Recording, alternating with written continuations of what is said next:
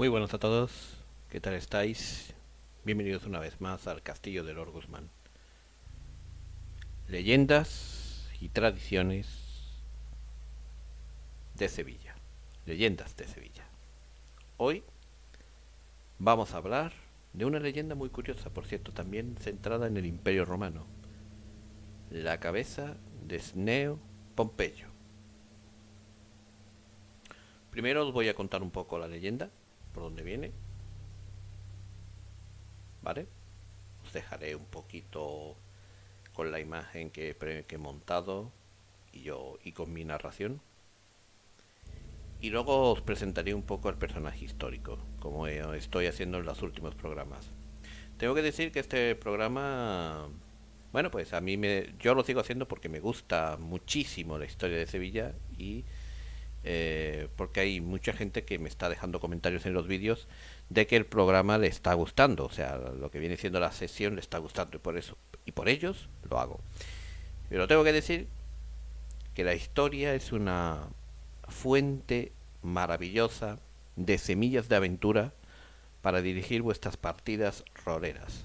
Es por ello que dentro de poco vais a tener un programa en el canal exclusivamente para hablar de curiosidades de la historia que podéis usar en semillas de aventura para vuestras partidas roleras. Para lo cual me voy a traer a un invitado que sabe mucho de historia y sabe de leyendas y de historias reales que sucedieron, curiosas, y en las que podéis centrar muchas aventuras vuestras. Este programa, en principio, estará en antena, pues a partir de hoy viernes voy a grabar el primero con él. En principio habíamos pensado en hacerlo fuera de línea, es decir, no en directo, grabado y luego subido a posteriori, pero es posible que cambiemos de opinión y que hagamos directos, los viernes sobre todo. En tal caso os avisaría. Y como siempre, estaríamos aquí para todos vosotros. Pero en principio, como hoy es viernes y todos los viernes desde hace prácticamente un mes, porque este es creo que es la cuarta leyenda de Sevilla que cuento, y todos los viernes os cuento una leyenda de Sevilla, no quiero que os quedéis sin vuestra porción de tarta de leyendas de Sevilla en el día de hoy, aunque inauguremos este programa que vamos a llamar Jugando con la Historia y que os servirá para tener ahí un montón de semillas de aventura que podéis usar en cualquier sistema genérico, ya sea Savage, Ethos, Fate, o en cualquier sistema de la época en la que estemos centrando la historia para vuestras partidas.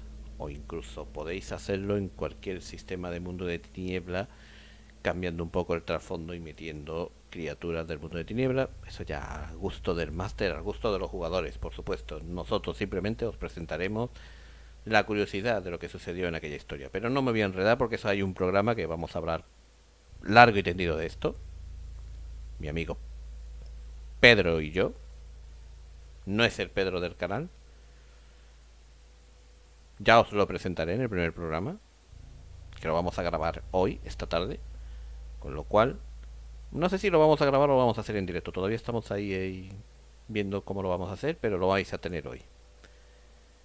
Así que nada, no me enrollo, no me enreo. He hecho una mezcla entre enreo y enrollo. No me enreo, no me enrollo. Vamos con la cabeza de Cneo Pompeyo. Yo desaparezco, narro y luego os cuento quién es Cneo Pompeyo. Hasta ahora.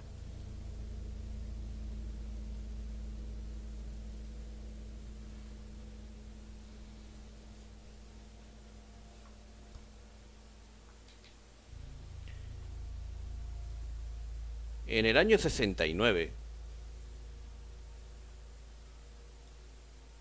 había estado en Sevilla, ocupando el cargo de cuestor, una especie de delegado de Hacienda de la época romana, un joven funcionario de la familia patricia llamado Julio César, el cual quedó tan enamorado de la ciudad que, 4 años después, al ser nombrado pretor de la España ulterior, gobernador regional,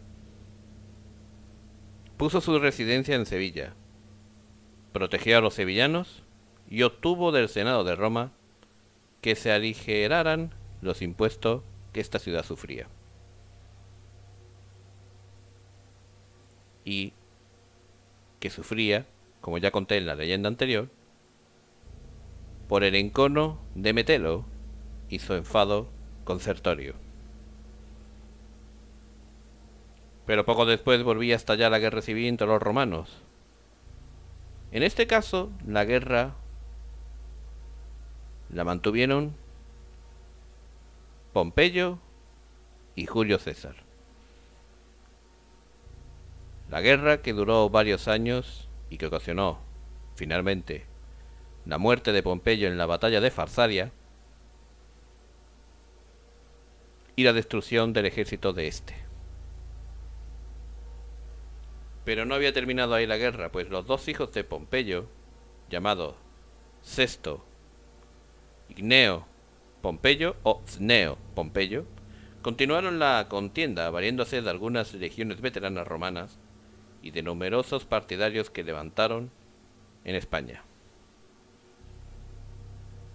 Todavía hubo una gran batalla final, la de Munda, que se dio en un campo situado entre las localidades sevillanas de Lora de Estepa y Casariche, donde César derrotó completamente a los pompeyanos, resultando muerto Sesto Pompeyo, mientras su hermano Cneo se daba la fuga.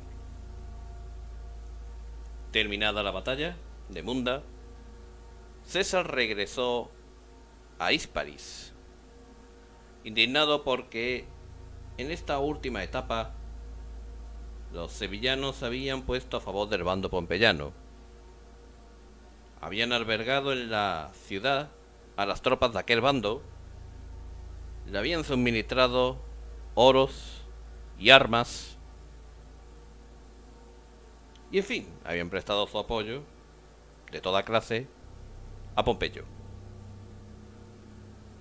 El ejército pompeyano que se guarneció en Sevilla y algunas tropas fugitivas de Munda, que se habían encerrado en Sevilla o acampado en los alrededores para oponerse a César, fueron destrozados y por fin quedó César como dueño de España. Desde Itálica preparó su entrada oficial en Sevilla para descansar de la batalla, y por la mañana, montado en su carro de guerra y vestido con las insignias de dictador, que no significa usurpador, sino es un rango legal que significaba algo así como general en jefe, a quien Roma había conferido por circunstancias excepcionales el derecho de gobernar promulgando decretos leyes en cualquier región. Vestido así se dirigió a Sevilla. Al llegar donde hoy por hoy se encuentra la Cartuja, uno de sus soldados le entregó la cabeza de Cneo Pompeyo, cuyo cadáver acababan de encontrar entre los montones de cuerpos de la batalla del día anterior.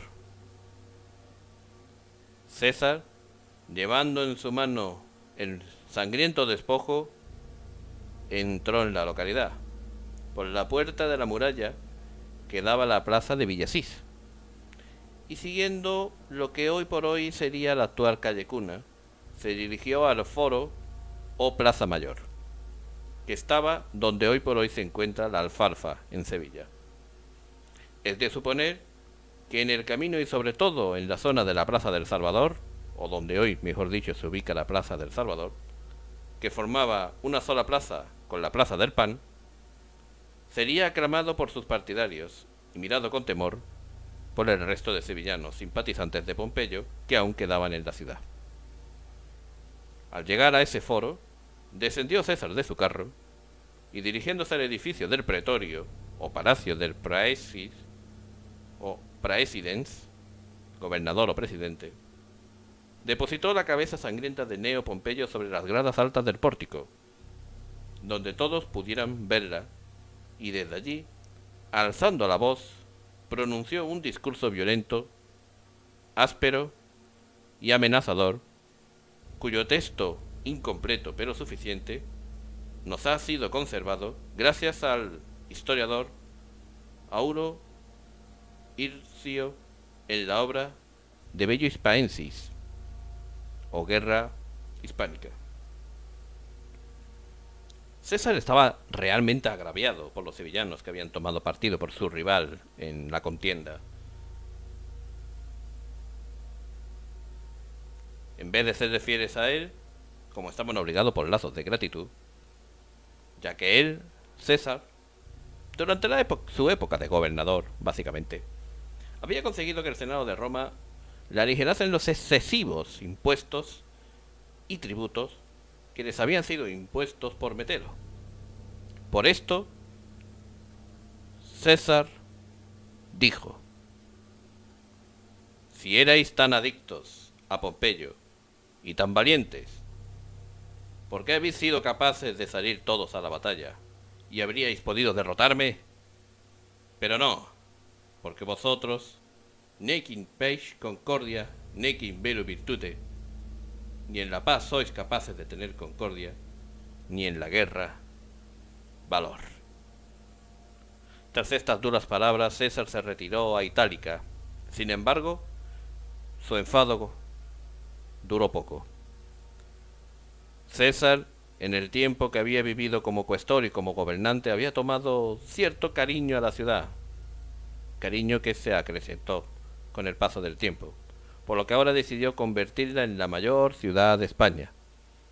Personalmente estudió el proyecto y dirigió los trabajos, y en un plazo brevísimo de un solo año, amplió la muralla desde el Osario hasta la actual Macarena, y desde ahí a la Resolana, o la actual calle Feria, también por Doctor Fedriani, San Martín y de ahí a Villasís, con lo que el tamaño de la muralla quedó duplicado.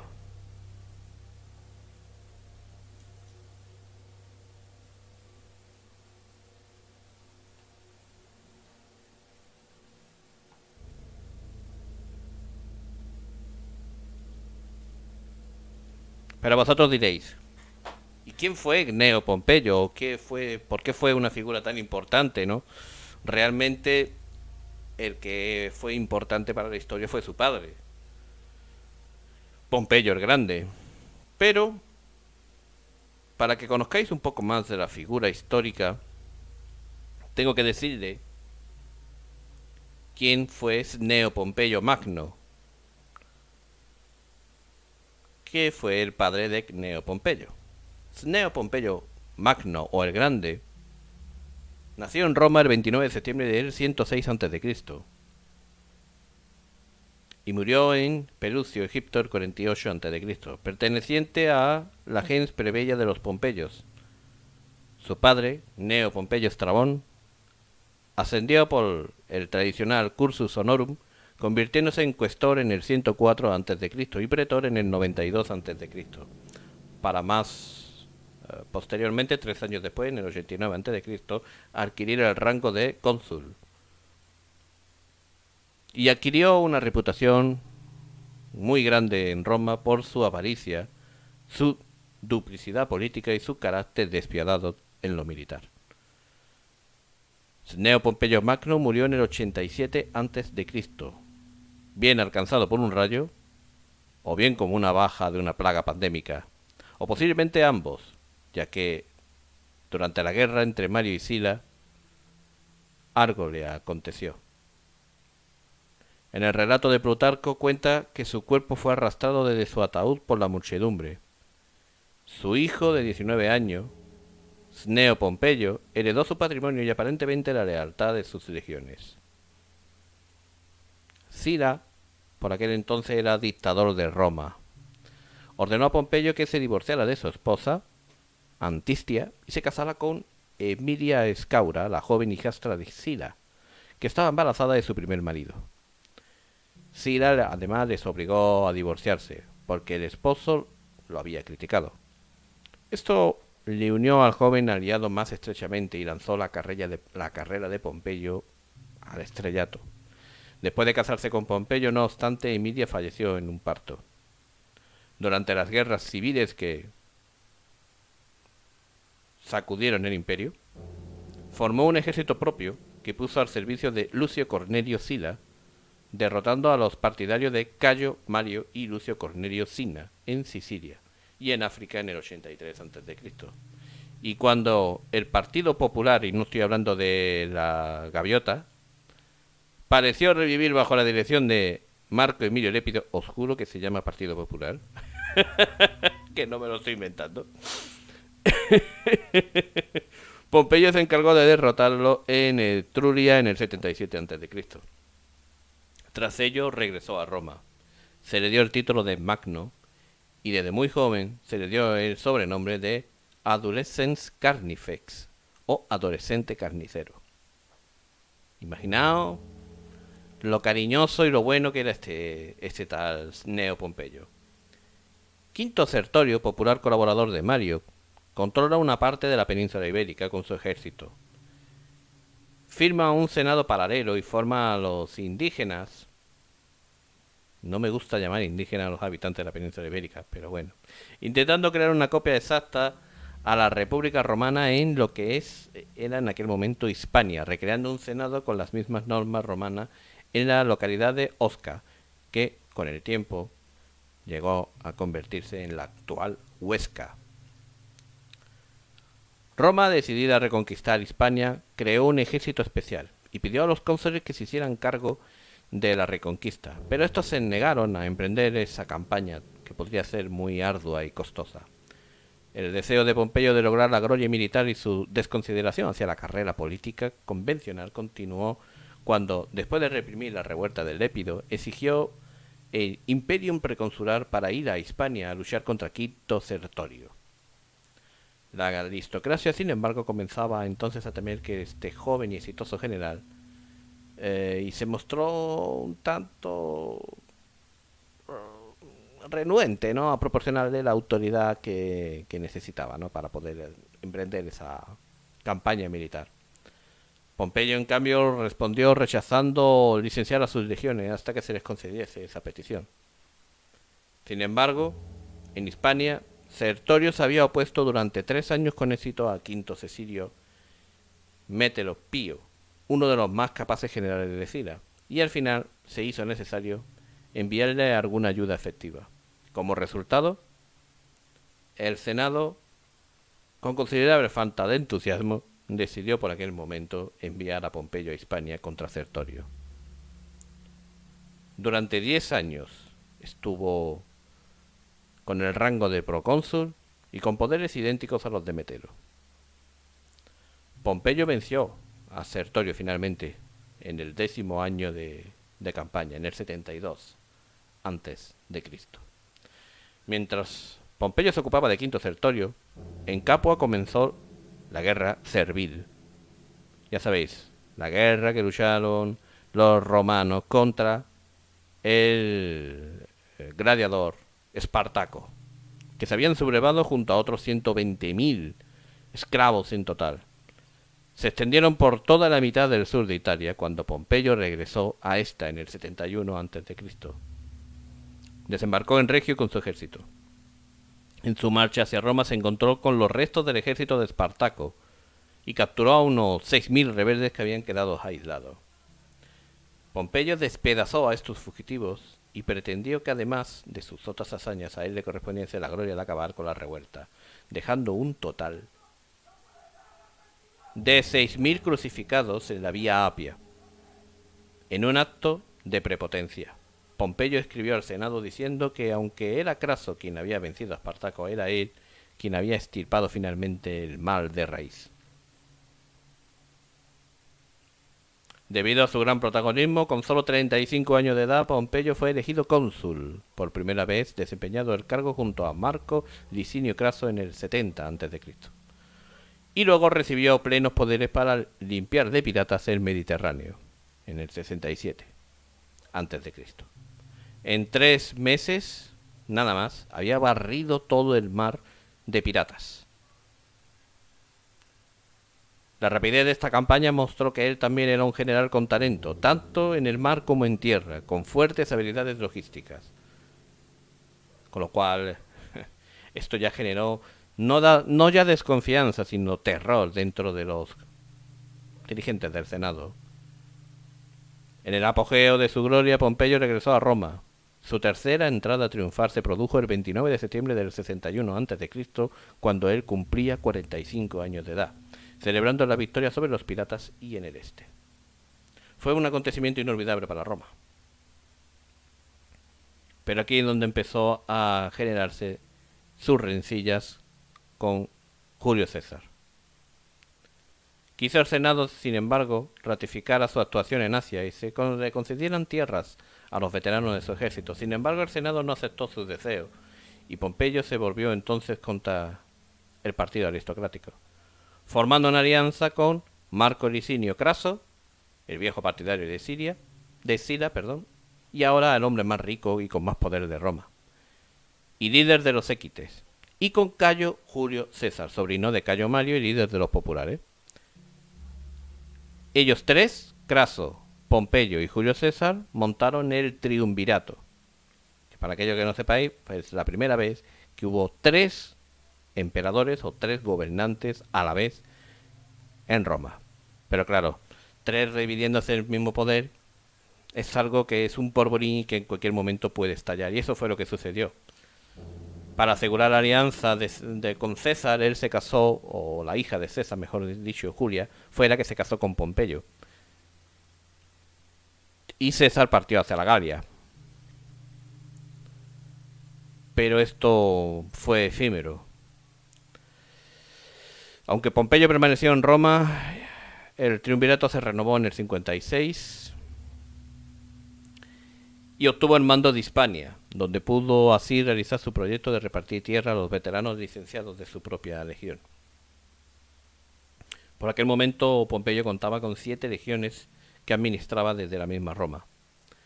En el 54 a.C., Julia, hija de Julio César, murió, y un año después, Craso moría en Cars, luchando contra los partos en la historia de la Legión Perdida que hemos narrado en una campaña aquí en este canal. Esto significaba que el triunvirato se convertía en 2, y eso, junto a la muerte de Julia, fue lo que provocó, entre otras cosas, que un poco más adelante, la rencilla que os hemos narrado de Pompeyo y Julio César comenzase. Sobre todo porque Julio César logró la rendición de Vercingetorix en el 49, cuando César cruzó el Rubicón, dispuesto a hacerse con el poder, y avanzó por Italia después de conquistar la Galia sin encontrar su oposición. En ese momento fue cuando se inició la guerra civil entre Pompeyo y Julio César. Ante la rapidez de los cesarianos y el apoyo que recibían, Pompeyo reaccionó ordenando evacuar Roma y acompañó por su ejército y el Senado. En el proceso, ni Pompeyo ni el Senado se acordaron de llevar el vasto tesoro que ellos tenían en Roma, creyendo que probablemente César no se atrevería a cogerlo. Ilusos. Al abandonarlo, Julio César se hizo con todo ello. Pompeyo vivió el drama de muchos gloriosos coetáneos para su desgracia, de una figura genial. Y como hemos visto en la leyenda, César partió hacia Hispania, donde lo machacó. Y fue aquí en Sevilla, donde la guerra precisamente terminó.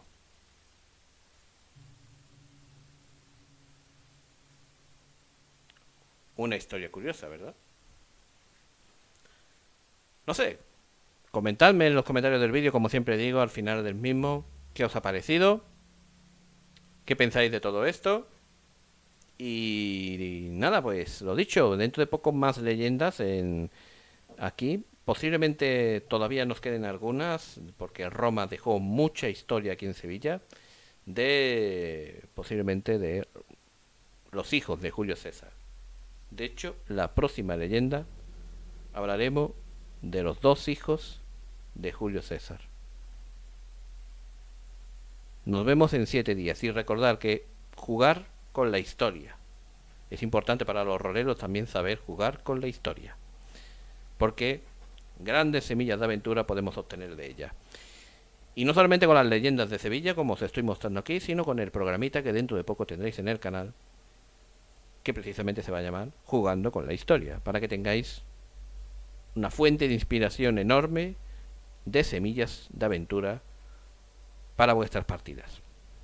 Yo soy Lord Guzmán, me despido, hasta dentro de 7 días, con más leyendas de Sevilla. Hasta la próxima. Adiós.